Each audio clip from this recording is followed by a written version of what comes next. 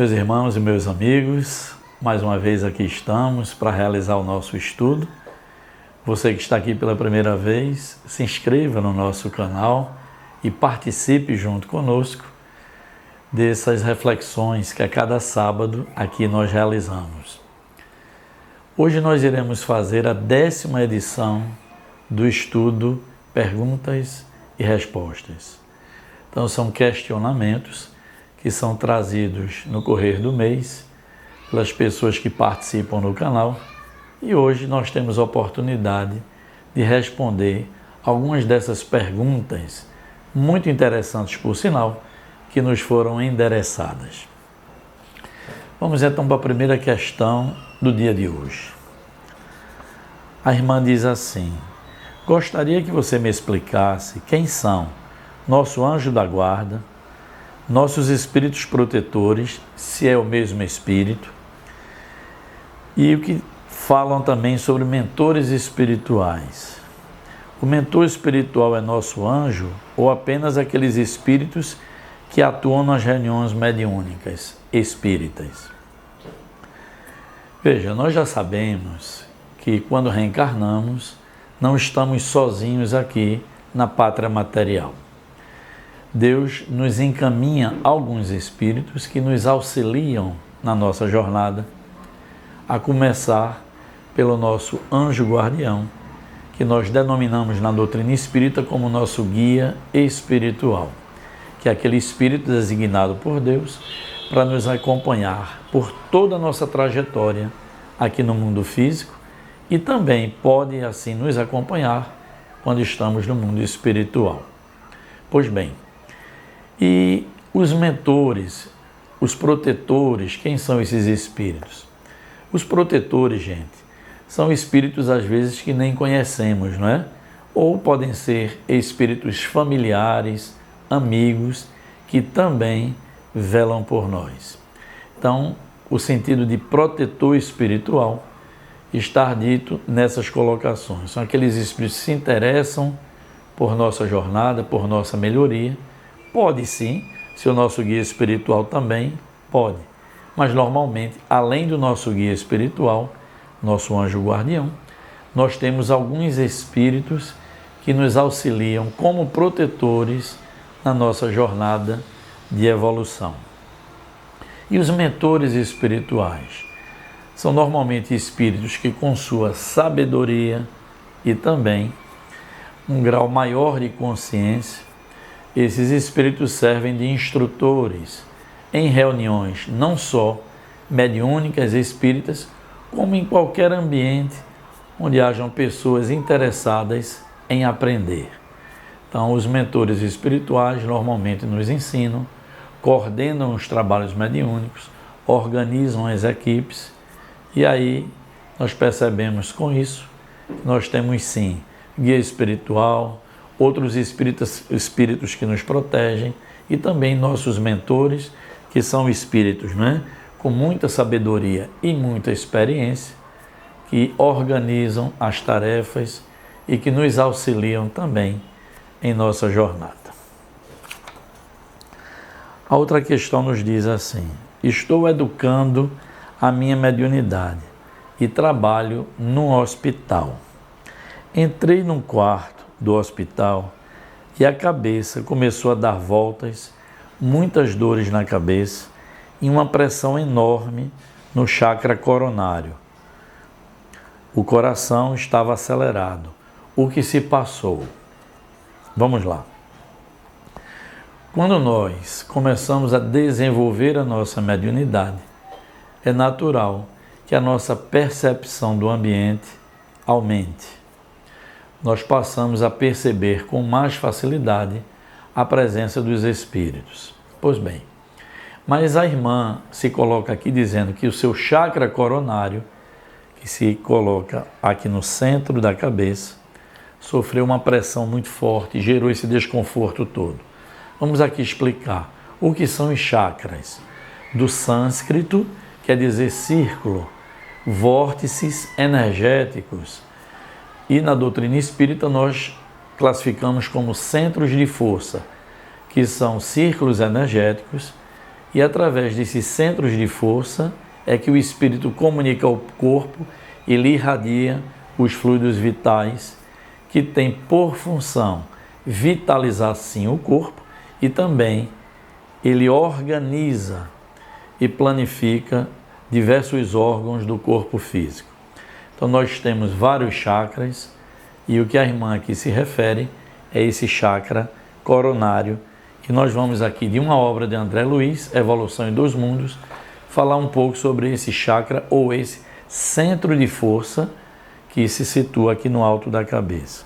André Luiz diz assim: o centro coronário, instalado na região central do cérebro, sede da mente, centro que assimila os estímulos do plano superior e orienta a forma, o movimento, a estabilidade e o metabolismo orgânico, e também a vida consciencial da alma encarnada ou desencarnada, nas vias de aprendizado que lhe corresponde ao abrigo planetário.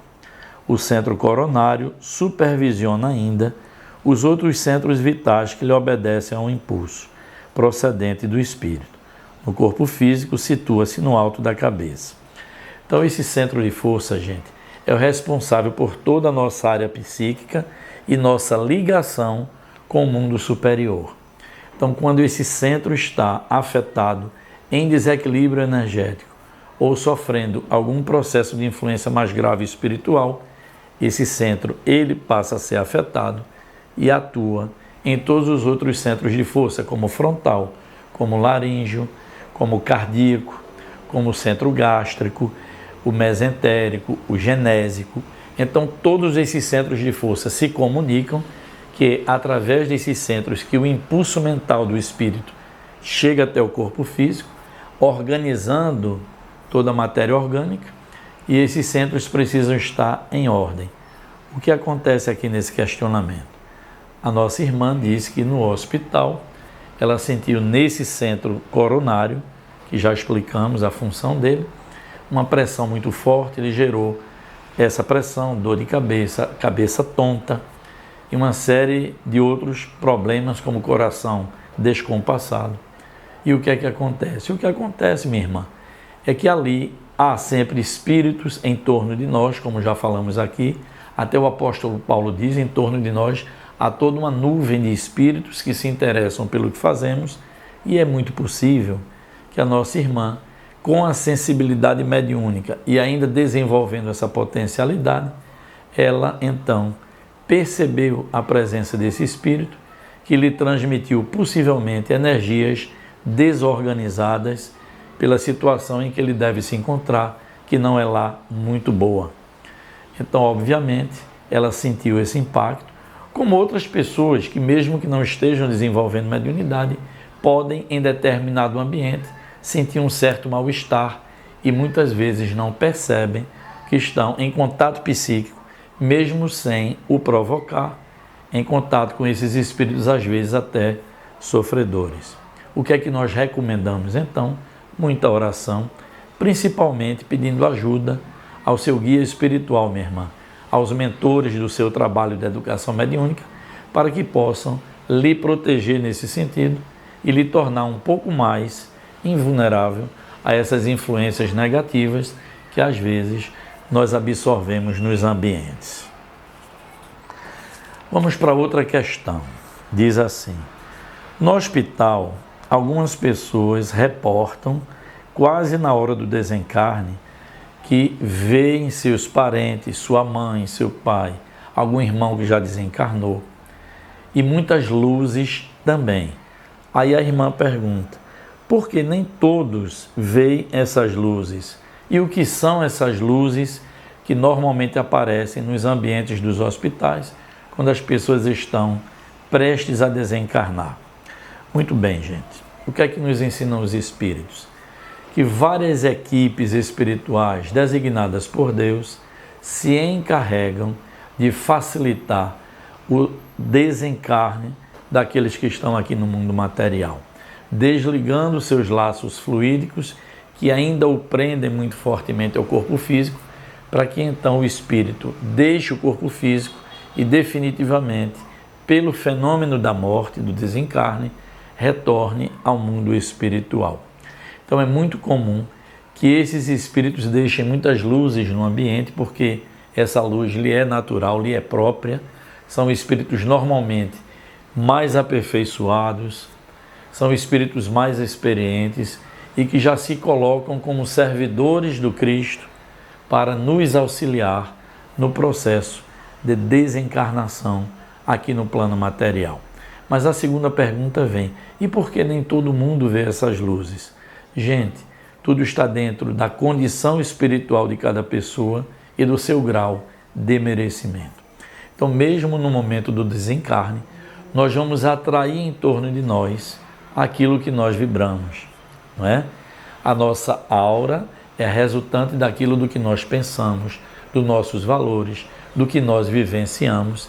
Então, muitas pessoas, sim, têm esse merecimento e mesmo no momento que estão prestes a desencarnar, passam com a visão espiritual a perceber essa outra ambiência, que não é ambiência física, mas é a ambiência espiritual que se forma dentro daquele leito, daquele quarto em que ele ali repousa, e ele passa a enxergar então esses familiares amigos que vêm visitá-lo nessa hora derradeira da matéria.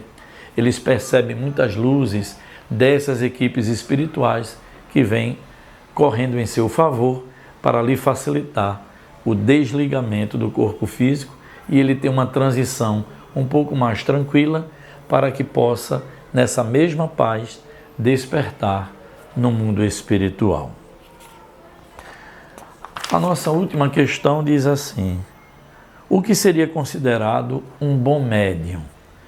Essa questão é muito recorrente. Muitas pessoas que estão iniciando, como essa nossa irmã, treinando a sua mediunidade, e o que é que eu posso fazer para ser um bom médium? Não é? Primeiro, vamos aqui para o conceito. Isso é uma psicografia de Divaldo Pereira Franco. Ele diz assim: o bom médium é simples e sem as complexidades do agrado e da ignorância, do egoísmo e da presunção, cujas conquistas são internas e que irradia os valores morais de dentro para fora. Então, os espíritos nos ensinam que o bom médium é aquele, sobretudo, que tem muita disciplina, que são pessoas simples, que não se empolgam pelo egoísmo nem pelo orgulho, porque nós já sabemos, gente, quando o orgulho sobe, a mediunidade desce. Então, o que fazer para ser um bom médium? Aqui nós temos a sugestão dos espíritos. A disciplina e o equilíbrio moral, fatores preponderantes. Os pensamentos e as ações honoráveis. O salutar hábito da oração e da meditação. Esses são requisitos, caminhos que o bom médium deva seguir para poder desenvolver-se bem nessa potencialidade de intercâmbio entre o plano físico e o plano espiritual. Ainda dizem assim: um bom caminho é o hábito do silêncio interior e da quietação emocional. Então, aos pouquinhos, gente, a ansiedade, aquele movimento interno que a gente não disciplina muitas vezes, isso é prejudicial ao desenvolvimento mediúnico. Então, o que é que eles dizem? O silêncio interior e a quietação emocional faculta-lhe a captação das ondas que permitem o intercâmbio equilibrado, ampliando-lhe a área de serviços espirituais. Então, são algumas recomendações, não é, gente? Disciplina, a quietação interior emocional, sair daquela agitação e você aprender na meditação a tranquilizar-se intimamente, cultivar o dom do silêncio, que muitas vezes é muito importante, e, sobretudo, gente, o médium precisa do hábito da oração, que é o seu ponto de equilíbrio e de conexão através do seu chakra, do seu centro de força coronário com as camadas mais elevadas do pensamento. Então é isso. São essas 4 questões que nos chegaram. Espero aqui, de uma forma concisa, ter transmitido aquilo que possa atender. E você que não deixou seus questionamentos, pode deixar. Nós já temos mais de 160 estudos. De qualquer desses estudos que envolvam a nossa doutrina, lance aqui no nosso canal suas dúvidas, seus questionamentos e teremos sim a alegria de poder aqui responder a cada um de vocês. Se você está aqui pela primeira vez, se inscreva também no nosso canal. E, gente, eu peço a vocês, deixem o seu joinha depois de assistir o nosso estudo, que isso nos fortalece na plataforma. Desejo a todos muita paz, muito equilíbrio, gente, muita saúde. Se cuidem, tenham uma ótima semana e, se Deus permitir, e vai permitir, estaremos aqui juntos no próximo sábado com mais uma reflexão no nosso canal de Estudos Espíritas. Muita paz e luz a todos.